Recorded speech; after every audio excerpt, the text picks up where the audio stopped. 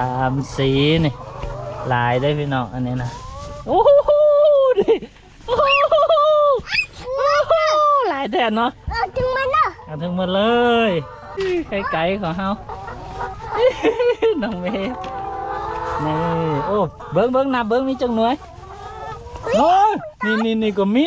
นี่ยินนี่มี2 อันนี่โอ้มีจังอันใส่นี่ค่อยนึงไม่แตกค่อยวางเนอะมีจังอันแล้วเอาทั้งมันนั่นนะเอาทั้งหมดเลยนี่ยันมันตอดบ่ตอดนะยินนี่มีประมาณ4-5-6 หน่วยนี่แหละอันนี้หอกทำอิฐสบายดีไปสบายดีนะไปมาแม่จับขาสบายดีก่อนไปแม่จับขาแล้วก็ลูกสบายดีไปเอาสบายดีแน่แม่สบายดีเรายังลูกวันนี้นะแม่สบายดีแล้วไหมไปอ้าวโอ้แล้วว่ายังพายขังกินเราตื้มแล้วนี่ตำฟ้าแหละทนพี่น้องเนาะก็สบายดียามแรงๆเนาะพอดีหาก็เดินทางลูกแต่ประเทศไทยเนาะกลับมาบ้านพี่น้องเนาะแล้วก็สื่อนี่ละมากันนี่นะมาฝากน้องเมย์คือมังใหม่ดีนึงในใจของนางมังกอดยังฮะลูกกินยังสบายดีก่อนไหมนบสบายดีงามๆได้ไม่สบายดีเถอะหนาว่าได้กินได้เอาไปถิ่มนั่นโอ้เก็บถิ่มเป็นบอนไปโอ้แล้วว่าแล้วมือหนาว่าได้กินแล้วเก็บอันนี้ก่อนเอาไปถิ่มใช้เป่าขี้เหรอปะโอเคมาวันนี้มาสบายดีก่อนมาสบายดีเราค่อยเอาเองนะมาไม่ต้องเต้นแห้งแกไอ้เปาเขาละมาสบายดีเราค่อยเอาอีกมาสบายดีเหรอพานบสบายดีงามกันงามสบายดีไปเอาอยู่ตู่ไปเลิกโรงเรียนมาพอสื่อมาร์กมังกรมาตอนมากกินมดไปเราครึ่งหนึ่งบ่ยอมอยากตื่มอยู่ฟ้าทางเถิงนะลูกเท่าพี่น้องเนี่ยกะนี่ละนำมาถ่ายใครบอกว่าแมนลูกให้ตู่ก่อนชีวิตการเป็นอยู่ของพ่อเฮานะยามแรงๆนะให้กับบรรดาพี่น้องได้เบิ่งได้ชมเพิ่งน่ะเฮ็ดได้อยากได้ตื่มเฮ็ดได้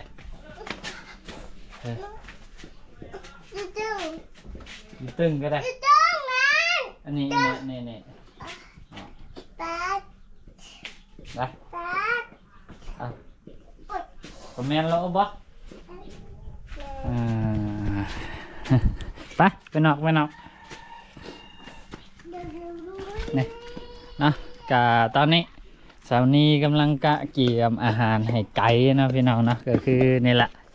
ข้าวโพดนะเขามีข้าวโพดอยู่ไหนหนึ่งนะนี่อยู่นี่กับแม่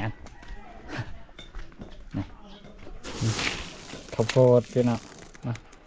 มีประมาณอยู่2-3 เปานี่แหละอันนี้เป็นส่วนหนึ่งนะที่เห็นนี่มีอยู่ประมาณ2-3 เปาไว้สำหรับเกลือไก่โดยเฉพาะแล้วก็อันนี้ก็คือสาวนี้กำลังเกียบเป็นอาหารไก่นะซึ่งพอเราบ่มีเครื่องบดนะพี่น้องนะก็เลยต้องได้นี่แหละตำเอาแบบนี้ตำก็ได้ตำเทละเม็ดเนี่ยเมื่อนี่ตำมาให้มันแตกพี่น้องพอให้ไก่กินได้มีแตกมุนปุ๋ยกับบ่มุนเอาแถวไว้แบบไก่กับไก่ใหญ่เนาะตำมันแตกมุนชิ้นไหนก็ดีใหญ่ง่ายคกก็เป็นคกไม้นะพี่น้องซากนี่ก็เป็นซากไม้ที่เขาจะไว้ตำขี้เจียวตำไม่ยังหุ่นนี่แหละแต่ก่อนก็ตำขี้เจียวขี้ช่างก็มาตำมือปืนตำดินปืนนะไว้ตำอันที่เขาได้ง่านะกันนี่ละเขาก็เอามาตำข้าวโพดพี่น้อง ตำเท่าละน้อยเท่าละน้อยพอดีอาหารหมดละตอนนี้พวกเฮาก็คือให้อาหารไก่เป็นนี่ละลักๆก็คือเป็นข้าวโพดกับห้ามเนาะ2 อย่าง 3 อย่างนี่แหละลักๆอะลักๆแท้ๆก็มีอยู่2 อย่างเนาะข้าวโพดกับห้ามแล้วก็ข้าวเปียนถ้ามีเนาะก็ปะปนกันไปให้ไก่กินก็มันก็ไข่อยู่เด้พี่น้องเนาะตอนนี้ก็คือกำลังทยอยเริ่มไข่ขึ้นเพิ่มขึ้นมื้อละน้อยมื้อละหน่อยเนาะเดี๋ยวสิพาไปเบิ่งว่ามื้อนี้นี่ไข่ไก่เฮาได้จักหน่วยเนาะสิพาน้องเมย์ไปเก็บพร้อมเดี๋ยวเฮาเอาสานี่ไปใช้เนาะเฮาเอาสานี่ลูกไปใช้ไข่ไก่เนาะ แล้วลูกเอาสา ลูกว่าไปที่ไปเก็บไข่ไก่มื้อนี้บ่ไป ลูกขังกิน โอ้ขังกินนะ มากมายหนึงในใจ เดี๋ยวลูกว่าไปเก็บกะเฮาไปเก็บนะพี่น้องเนาะนี่หลังจากตำมาแล้วก็สิเป็นนั่นนี่ เก็บอันนี้ไปนั่นแหละไอ้ช่วงนี้เราเก็บมันก็ไปกันคนกินนะครับกินกันหน่อยเล็กๆแล้ววะ นะ ต่อไปค่ะก่อน ที่แรกกะใส่เครื่องนี่แหละปั้นพี่น้องเอาไปเอามากะบ่ไหวเนาะใบพัดมันอันที่อยู่ในนี่นะมันหมุนบ่แพ้ใบพัดหักก็เลยว่า ไปเอา เดี๋ยวหยุด ไปเถามาดึงห้องเถาหมอนมา ได้มาตำมาจังซี่พี่น้องเนาะเฮาให้อาหารที่เฮาผสมเองเนาะคือจากข้าวโพดจากห้ำจากข้าวเปียนที่มีอยู่หั่นแหละพี่น้องเนาะให้มันกินหนาสิได้ประมาณควบอาทิตย์นี่บ่เนาะแล้วก็ไก่ก็เริ่มไข่ละเพราะว่าคันทวาสิให้เป็นหัวอาหารแบบสดๆนะตามเบิ้งแล้วก็คือสิบ่ไหวค่าอาหารเนาะมือหนึ่งประมาณอยู่2 โลนี่กะ ก็ใช้ไข่ก็ให้ดูก็ไปใช้หมกเกลือ อันนี้ไปใช้ซะ ใช่แบบ ป้าว่าเขาเอาไปเก็บไข่ก่อนบ่ เก็บไข่เหมือนนะก็เก็บมะเขือก็ไปใช้มะเขือ ไปปะ ไปลูกเอาบ่ใช่ลูกบ่ใช่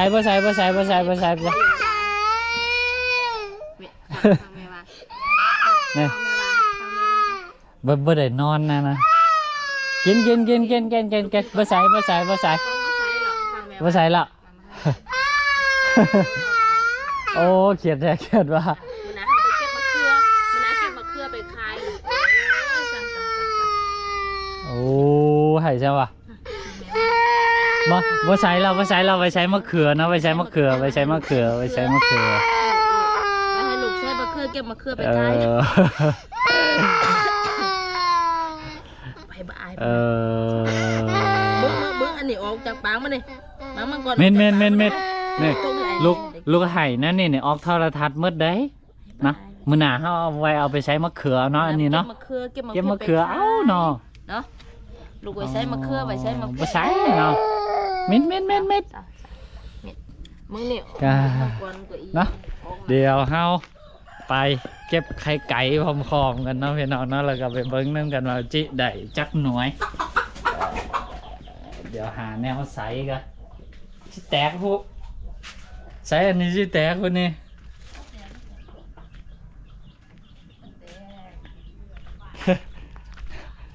ไปนำกันไป ไอ้บอกพูดอันนี้ว่ะพูดแล้วด้วย โอ้บ่งามนี่เอานี่แหละงามไปบ่เฮ้ไปเก็บไข่เนาะลูกไปสร้างอันนั้นดิเอาไว้ก่อนบ่อันกินหันไว้ก่อนบ่นี่ไปสร้างรถนี่ก่อนเนาะไปนี่ก่อนนะไปเก็บไข่ เก็บไข่ก็อยากไปกินก็อยากกินพี่น้องไปนี่นะไปขอไก่นั่งอยู่ใส่นั่งที่เก็บไข่ไปขายที่ขายเดี๋ยวเงินเรานั่งเอาไปซื้อจังซื้อรถทิพย์โอ้โหเหนียวว่ะไปเข้าไปมันอยากออกมันนอกโอ้ไปลูกไปนี่ไหมครับนักขอไก่เขาฮะ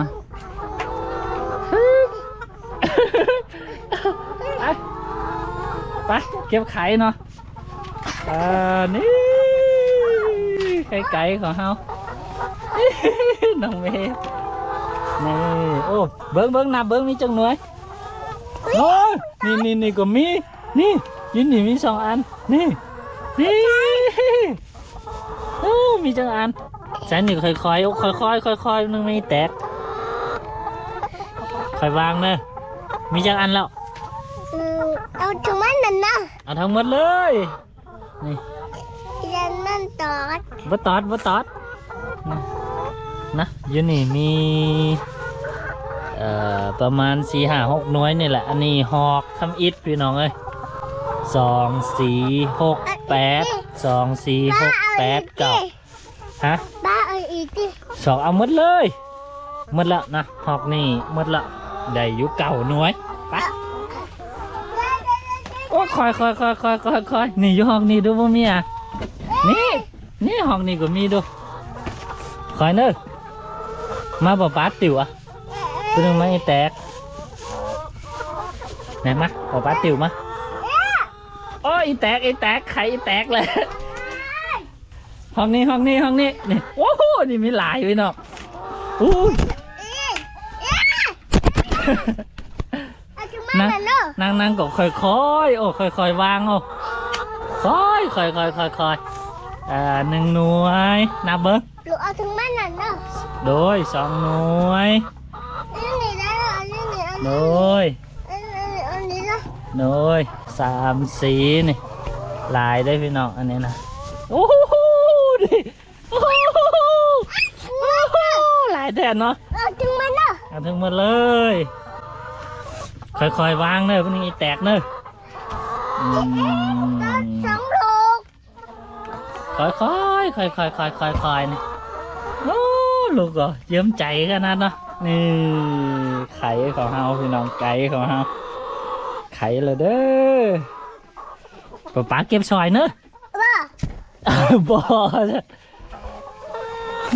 นี่พี่น้องไข่สดใหม่ๆเนาะช่วงทำอิฐกะสิหน่วยน้อยๆได้พี่น้องนี่ อันนี้ โอ้ยอยู่นี่มีอีก2 อันเนาะนี่อันนี้หน่อยว่าก็น้อยพี่น้องนี่ได้หลายเติบได้พี่น้องเลยมาแล้ว ก็แหละไปอีก โอ้ค่อยมาเอาปลาจับถือมานักเนาะไป อันเดียว มีจักอัน อันเดียว ลูกงมนั่นนี่ก็แหละมึงมีเหรอมีอันเดียวเนาะเอามา โอ้ย โอ้นี่ที่นี่ก็มีเนาะฮึบไอ้แบบนี้หอกสุดท้ายยังจักอัน โอ้ อู้มีอีก2 อันเนาะโทฟาดได้ลายแท้โอ้โทได้ลายแท้โทเนาะใครลูกได้ลายแท้นี่ดีใจปะเด็กใครนะดีใจปะเดี๋ยวป๊ายกขึ้นเนอะมันนักเนอะไปนอกมันเนี่ยนะอาหารเนาะที่เขาผสมให้ก็ฮอตแรงๆเนอะนี่ก็มืดละไม่เนาะนะต่อนี่น้องเมย์ก็มักขนาดเนาะคักบ่โอ้คักเนาะ น่ะ เดี๋ยวฮึบ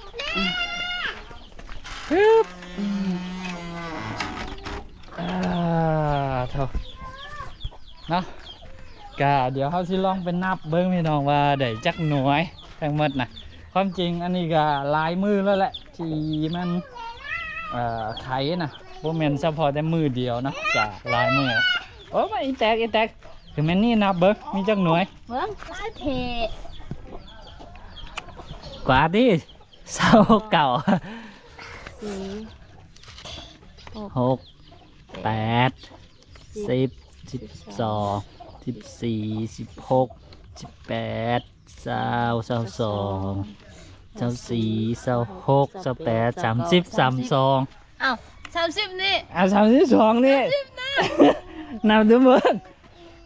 น้องเอ๋เบิ้งเอาไหม2 4 6 8 10 12 14 16 18น้องมี22 22 23 24 25 26 27 32 เนาะจังเลย 32 32 แสดงว่ามื้อนี้นี่เฉพาะมื้อนี้เนาะไข่อยู่14หน่วยพี่น้อง